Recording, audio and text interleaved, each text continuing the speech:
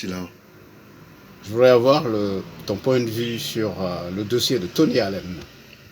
Tony Allen. Tony, on pourrait dire, on devrait dire Anthony Oladipo Allen. Donc batteur emblématique de Fela, qui invente avec lui un rythme assez particulier, et je dirais extrêmement original, au sens de la symbolique musicale et de l'historicité culturelle panafricaine et pannégriste.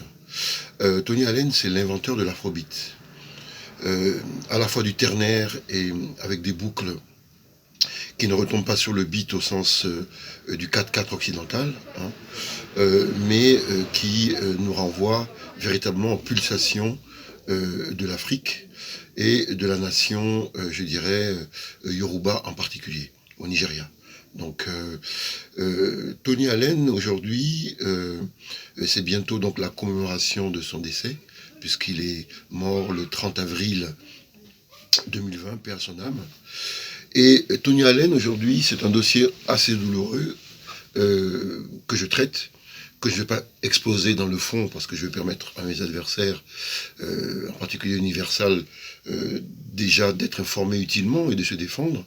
Mais Tony Allen me renvoie à la manière dont les maisons de disques européennes, en tout cas celles qui ne connaissent pas notre culture, ont tendance à s'approprier de l'œuvre pour en faire finalement des produits qui ne ressemblent pas à l'original. Et c'est tout le cœur du débat dans ce dossier, puisque la famille s'est opposée à la sortie du disque intitulé There Is No End Tony Allen, pour commémorer les 1 an de son décès. Elle s'est opposée parce que le fond, en termes d'originalité musicale, ne représentait pas, et à juste titre, puisque j'ai écouté l'album et qu'un comité d'écoute a été organisé et avait la même opinion que la veuve, ne représentait pas le style afrobeat. Et en dépit de ça, eh bien, la maison de disques décide unilatéralement de sortir ce disque. Mais le cas de Tony Allen est emblématique de la manière dont les affaires des Africains se traitent lorsqu'ils ne s'occupent pas eux-mêmes de leurs affaires. Et pour rebondir sur cette analogie, je ne peux m'empêcher de faire un clin d'œil au monde américain.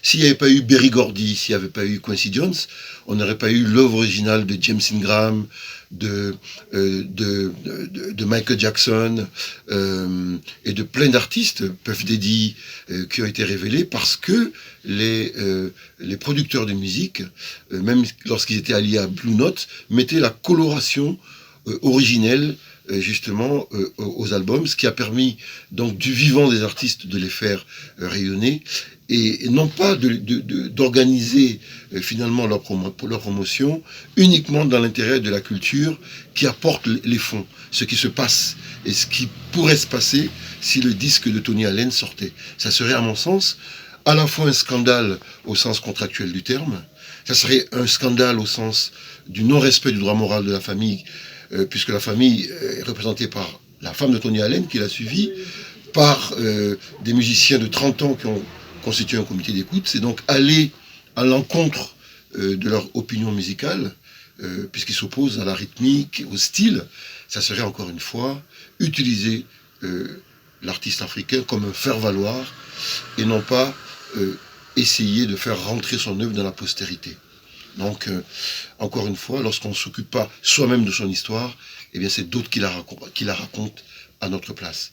Et ce qui est valable pour Tony Allen est valable également pour des artistes qui sont peintres, qui sont stylistes et qui laissent les Européens ou d'autres personnes organiser et même penser la manière dont ils doivent inscrire leur art artistique dans le temps historique.